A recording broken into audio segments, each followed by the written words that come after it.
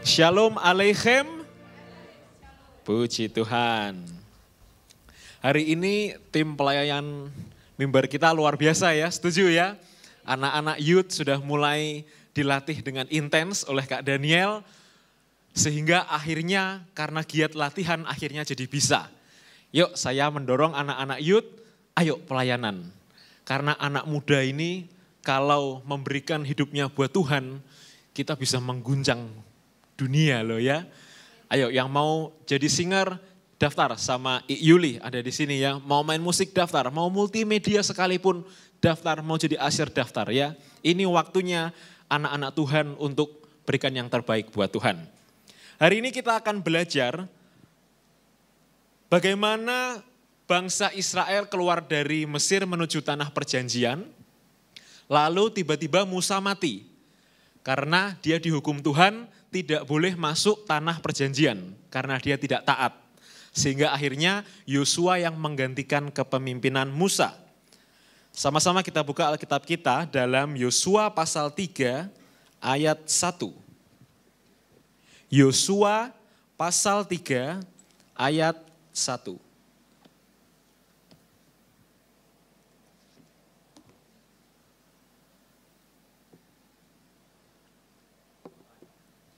Yosua pasal 3 ayat 1, yang sudah ketemu katakan yes. Kita baca sampai ayat 4 saja ya. 2, 3. Pagi-pagi benar Yosua,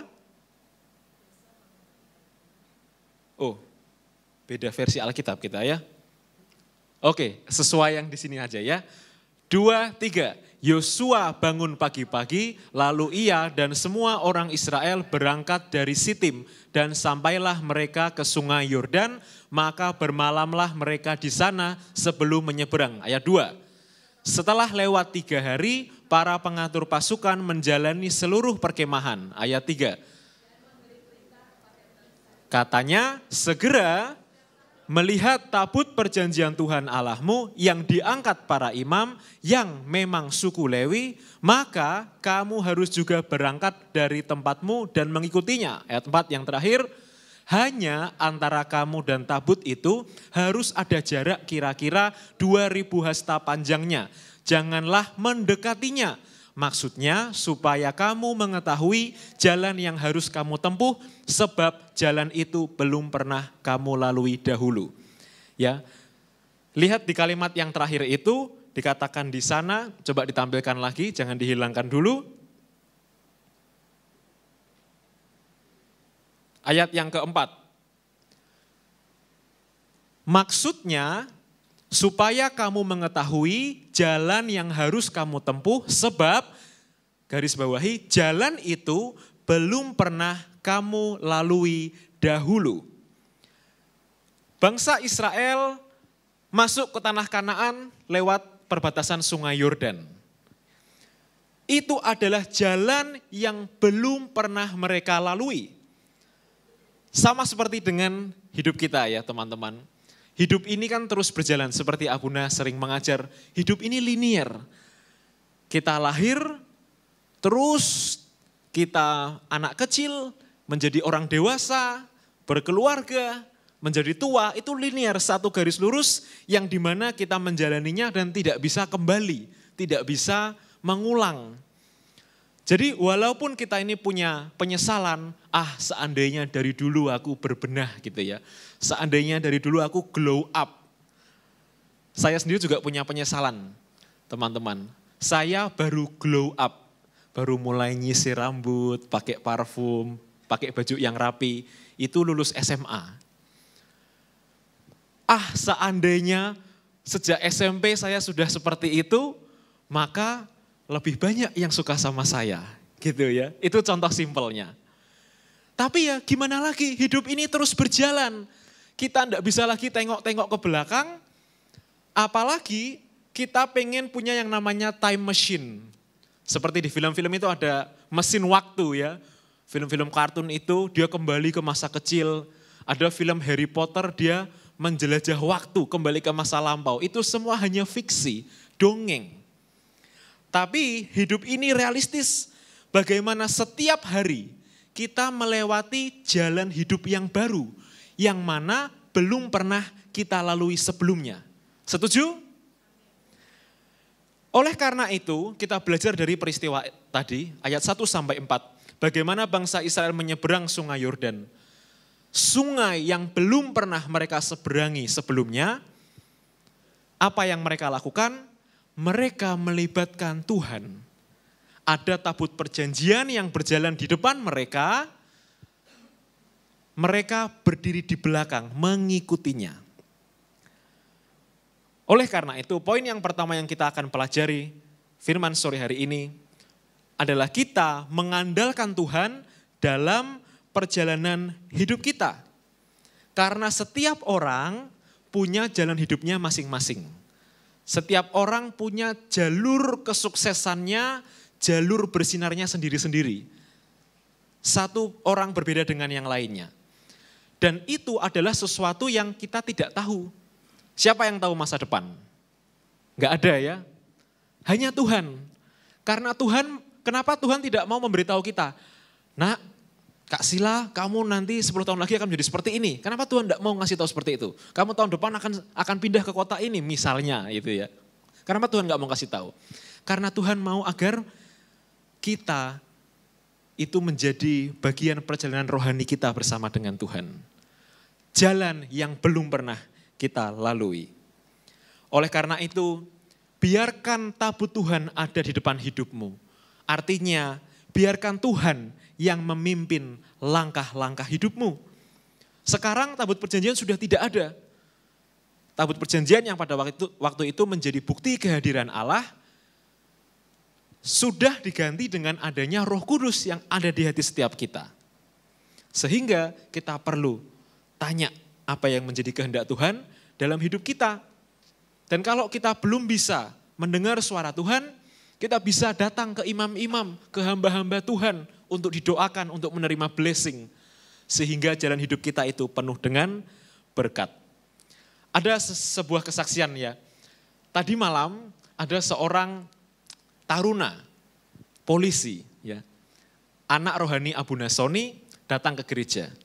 Dia bersaksi menceritakan hidupnya, bagaimana dia 4 kali gagal tes masuk Akpol. Padahal bapaknya komandan, pangkatnya sudah tinggi. Tahun pertama dia gagal. Tahun kedua dia coba lagi, dia gagal. Padahal akhirnya dia mendaftar di sekolah bea cukai di Jakarta. Dan dia diterima. Lalu dia bingung, aduh mau yang mana ya? Apakah mau masuk bea cukai atau mau masuk kepolisian? Tapi kedua orang tuanya sepakat, nak kamu masuk polisi, kita sepakat berdoa.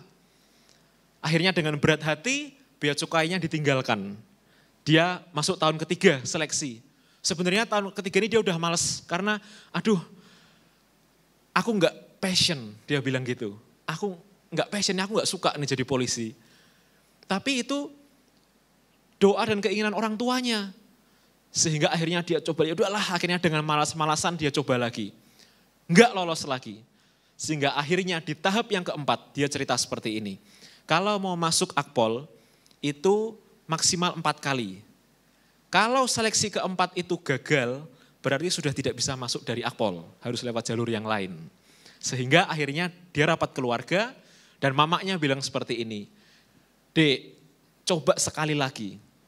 Kalau ini yang keempat, yang terakhir, kamu masuk, berarti Tuhan memang suruh kamu di sana.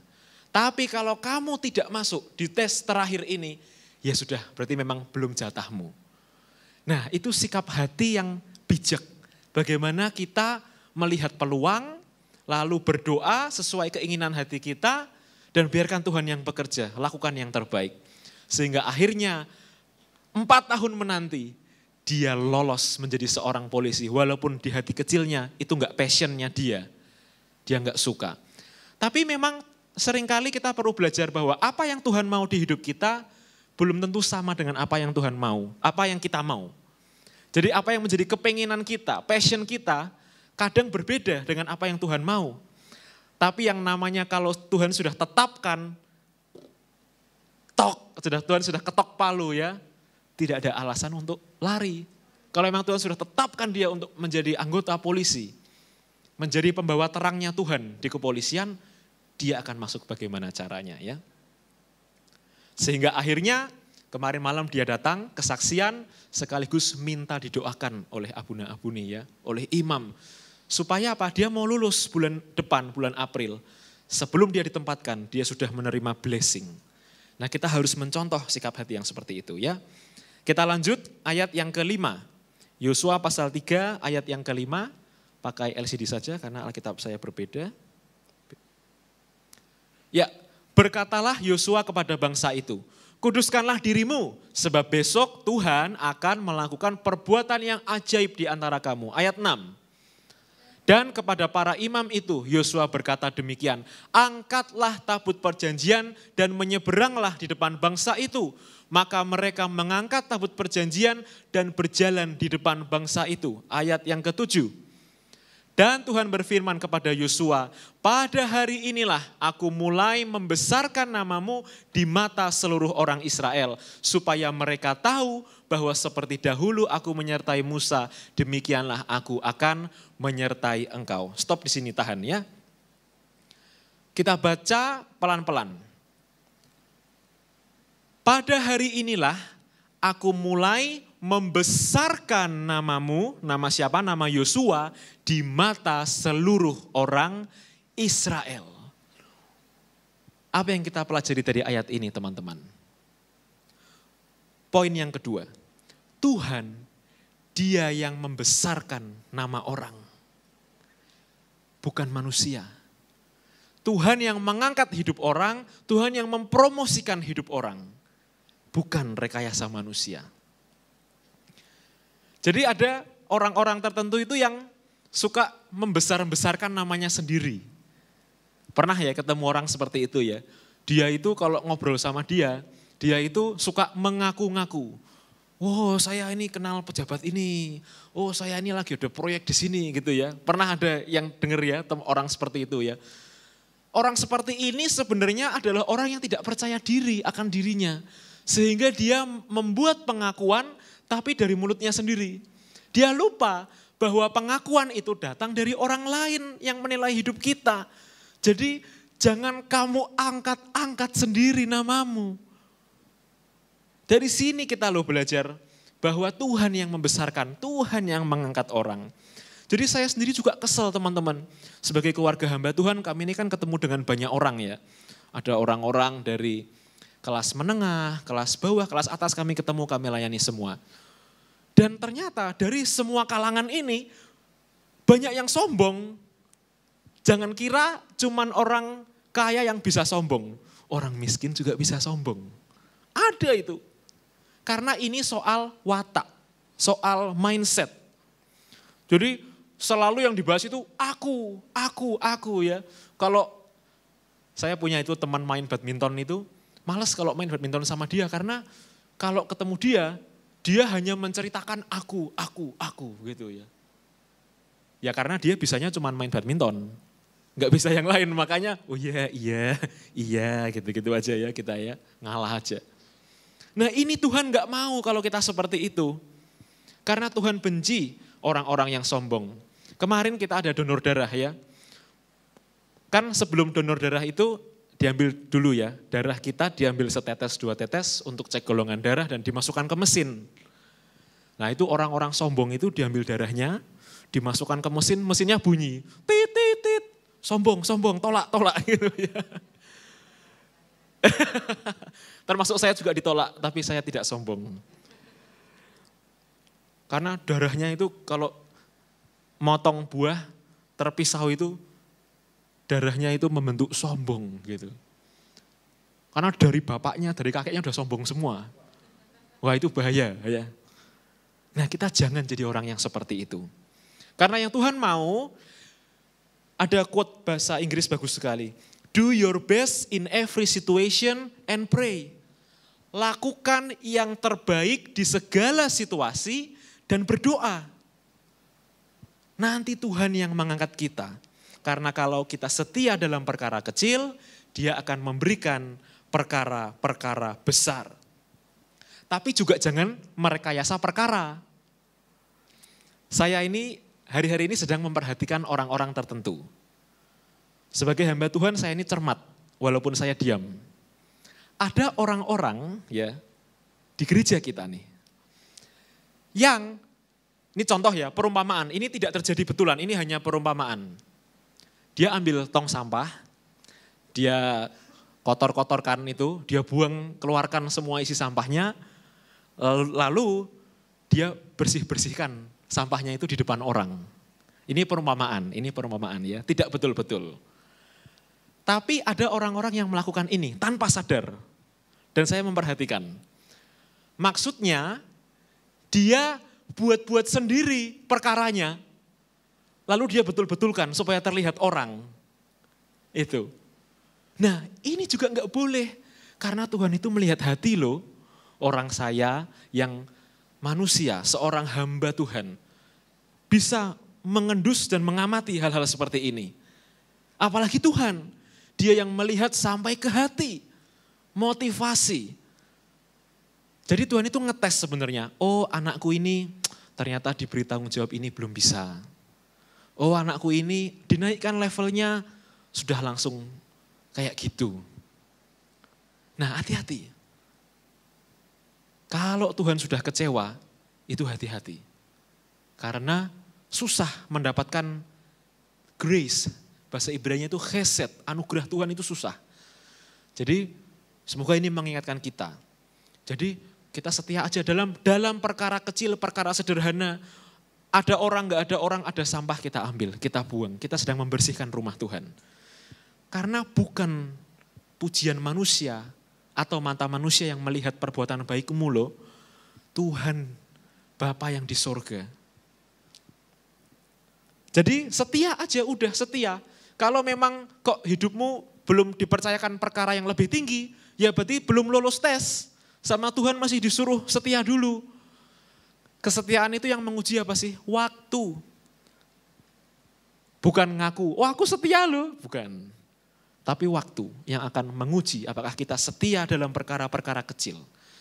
Dan percayalah, kalau itu sudah jatahmu, kalau itu adalah berkat yang memang Tuhan beri untukmu, itu enggak akan lari kemana. Koko Rudi katakan amin. Mantap kali. Kita lanjut ayat ke-15. Pemain musik maju ke depan. Ayat 15 sampai 17. Segera sesudah para pengangkat tabut itu sampai ke sungai Yordan, dan para imam pengangkat tabut itu mencelupkan kakinya ke dalam air di tepi sungai itu, sungai Yordan itu sebak sampai meluap sepanjang tepinya selama musim menuai. Ayat 16. Maka berhentilah air itu mengalir. Air yang turun dari hulu melonjak menjadi bendungan jauh sekali di dekat Adam, kota yang terletak di sebelah Sartan. Sedang air yang turun ke laut Araba itu, yakni laut asin, terputus sama sekali, lalu menyeberanglah bangsa itu di tentangan Yeriko. Ayat yang terakhir 17, tetapi para imam pengangkat tabut perjanjian Tuhan itu tetap berdiri di tanah yang kering di tengah-tengah sungai Yordan. Sedang seluruh bangsa Israel menyeberang di tanah yang kering sampai seluruh bangsa itu selesai menyeberangi sungai Yordan. Wow, mujizat terjadi teman-teman.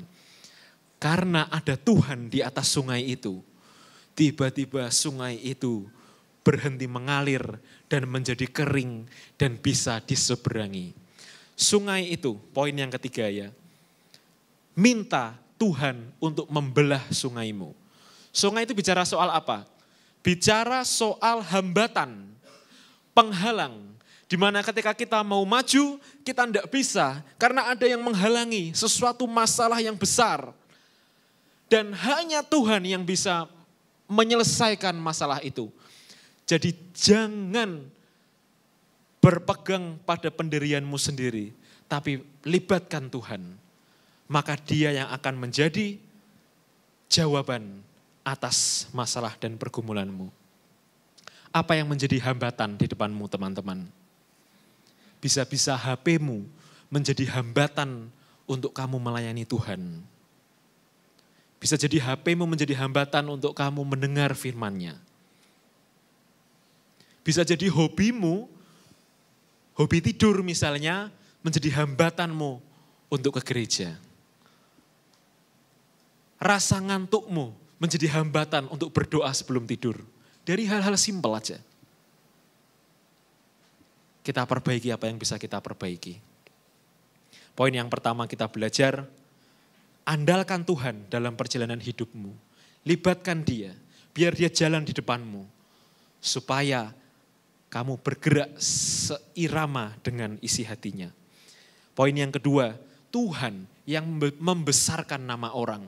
Jangan besar-besarkan namamu, jangan angkat-angkat namamu. Lakukan aja bagianmu, setia, setia dan setia. Nanti Tuhan yang lihat itu dan Tuhan yang kasih reward untukmu. Dan poin yang ketiga, minta Tuhan untuk membelah sungaimu, alami terobosan